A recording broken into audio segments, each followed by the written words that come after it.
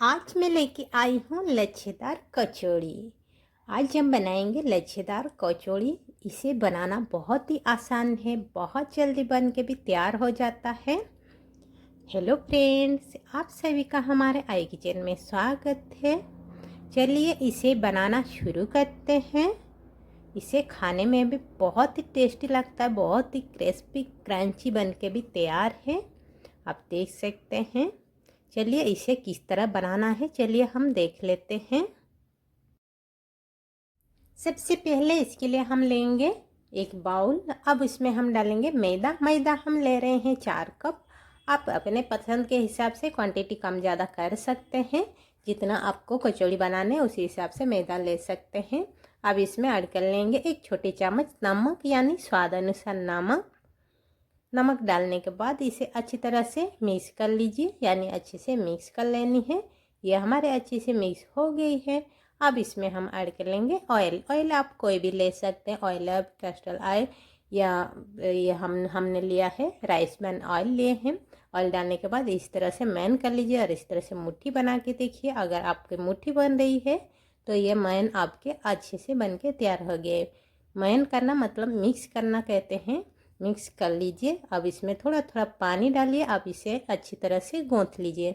जैसे हम नॉर्मल आटे गूँथते हैं ना, सेम उसी तरह से इसे भी अच्छी तरह से गूँथ लीजिए। अब ये हमने अच्छे से गूँथ लिए हैं। अब इसे हम कवर करके रख लेंगे, यानी इसे थोड़ी देर रेस्ट करने के लिए छोड़ देते हैं, जब तक ये हमारा रेस्ट होता है। चलिए हमने गैस ऑन करके एक कढ़ाई हमने गरम कर लिया। अब इसमें हम डाल लिए तेल। तेल को हम अच्छे से गर्म होने देते हैं। जैसे ही तेल हम गर्म हो जाए अब इसे डाल लेंगे 1 चम्मच जीरा, 1 चम्मच सरसों। अब इसे हम थोड़ी सी भून लेंगे। जब ये भुन जाए अब इसमें ऐड कर लेंगे बारीक कटे हुए हरी मिर्च, बारीक कटे हुए अदरक, बारीक कटे हुए लहसुन। अब इसे भी थोड़ी सी भून लेनी है। अब ये हमारे अच्छे से भुन गई है। इसी तरह से अच्छे से भुन जाना चाहिए। जब ये हमारे अच्छे से भुन जाए अब इसमें हम ऐड कर लेंगे बारीक कटे हुए प्याज। प्याज को भी इस तरह से हमने बारीक कट लिया। प्याज को हल्की सी गोल्डन ब्राउन कलर होने तक इसे भून लेनी है, यानी ताकि जो प्याज का कच्चापन होता है ना, कच्चापन निकल जाना चाहिए, तब तक इसे भून लेनी है। अब ये हमारे प्याज भून गए हैं। अब इसमें 1 चम्मच हल्दी पाउडर ऐड कर लेंगे, हाफ चम्मच लाल मिर्च पाउडर, हाफ चम्मच जीरा पाउडर, हाफ चम्मच धनिया पाउडर, हाफ चम्मच गरम मसाला पाउडर। अब इन मसाला को अच्छे से मिला लीजिए, यानी थोड़ी सी भून लीजिए। थोड़ी सी भूननी है, ज़्यादा नहीं भूननी है, बस हल्की सी भून लेनी है। अब इसमें ऐड कर लीजिए बारीक कटे हुए गाजर, यानी ग्रेट किए हुए। हमने तो इसे ग्रेट कर लिए हैं, ग्रेट करके इसे ऐड कर रहे हैं। और यह हमने बारीक कटी हुई पत्ता गोभी, बारीक कटी हुई शिमला मिर्च। क्वांटिटी अपने पसंद के हिसाब से कम ज़्यादा कर सकते हैं। स्वाद अनुसार नमक, यानी 1 चम्मच नमक इसमें हम ऐड कर लिए। नमक डालने के बाद इसे अच्छी तरह से इसी तरह से पहले थोड़ी देर भूनते हुए इसे पकाइए। अब अगर जल्दी आपको पकानी हो तो, मेरी तरह जल्दी है तो आप इसे कवर कर लीजिए। 2 से 3 मिनट इसे कवर कर लीजिए, लेकिन ध्यान रहे इसे हाई फ्लेम में पकानी है। लो फ्लेम में पकाएंगे ना, सब्जियों के अंदर से पानी निकल लेगी, इसीलिए इसे हाई फ्लेम में इस तरह से पकानी है। फिर बीच में इस तरह से थोड़ी सी ढक्कन हटा के इसे चला लीजिए। फिर इसे कवर कर लीजिए और 2-3 मिनट के लिए इसी तरह से सब्जियों को पका लीजिए। और ये देखिए हमारे सब्जियां इसी तरह से पक गई है। अब ये हमारे देखिए अच्छे से पक गई हैं। अब इसमें हम ऐड कर लेंगे आलू। ये हमने लिया है बॉयल किया हुआ आलू। आलू हम इस तरह से ग्रेट करके डाल रहे हैं। ये मैं दिखाती हूँ। ये 4 आलू हमने बॉयल किए थे, जल्दी जल्दी था ना मुझे, तो मैं इसीलिए आलू को भी आपको दिखा नहीं पाए। तो इसी तरह से आलू को ग्रेट कर लीजिए, चाहे मैश कर लीजिए। अब इसमें ऐड कर लीजिए हाफ चम्मच काली मिर्च पाउडर, हाफ चम्मच चाट मसाला पाउडर, हाफ चम्मच आमचूर पाउडर। थोड़ी सी चटपटा भी बनानी है ना, तो इसीलिए हम इन मसाला को भी थोड़ी ऐड कर लिए। और आलू के हिसाब से थोड़ी सी नमक, यानी हाफ छोटी चम्मच नमक इसमें हम ऐड कर लिए। पहले तो हमने सब्जियों के हिसाब से नमक ऐड किए थे, उसके बाद आलू के हिसाब से नमक ऐड कर लीजिए। ऐड करने के बाद इसे अच्छी तरह से इस तरह से मिक्स कर लीजिए। अब इसे हम गैस से नीचे उतार लेंगे। ये हमने गैस से नीचे उतार लिए। अब इसे हम साइड करके रख लेते हैं, थोड़ी सी ठंडी भी हो जाएगी। और जो मैदा हमने गूंथ के रखा था इसे दोबारा हम अच्छी तरह से गूंथ लेंगे। अब इस तरह से इसे गूंथ लेनी है। ये अब हमने देखिए अच्छी तरह से इसे गूंथ लिए। दोबारा अच्छे से गूंथने से ना अच्छी से और सॉफ्ट हो जाएगी, तो इसीलिए अच्छे से दोबारा गूंथ लेनी है। गूंथने के बाद इसका लोइयाँ तैयार कर लेनी है। अपने पसंद के लोइयाँ छोटे बड़े अपने पसंद के हिसाब से आप इसे बना सकते हैं। एक लोइयाँ में 2 कचौड़ी हम बनाएंगे, उसी हिसाब से आप लोइयाँ तैयार कर लीजिए। अब एक लोइयाँ लेंगे, अब इसमें थोड़ी सी चक्की में लेंगे मैदा डालने के बाद इसे चारों तरफ से अच्छी तरह से मैदा से लगा लेंगे और इसे रोटी की तरह इसे हम बेल लेंगे, बड़ी सी रोटी की तरह। ये देखिए हमने बेल के तैयार कर लिए हैं। अब इसमें डाल लेंगे ऑयल या घी, जो आपको अच्छा लगे आप उसमें डाल दीजिए। हम इसमें थोड़ी सी घी गरम करके इसमें हम डाल रहे हैं। घी को गरम करके थोड़ी ठंडी होने दीजिए ताकि घी पिघल जाए।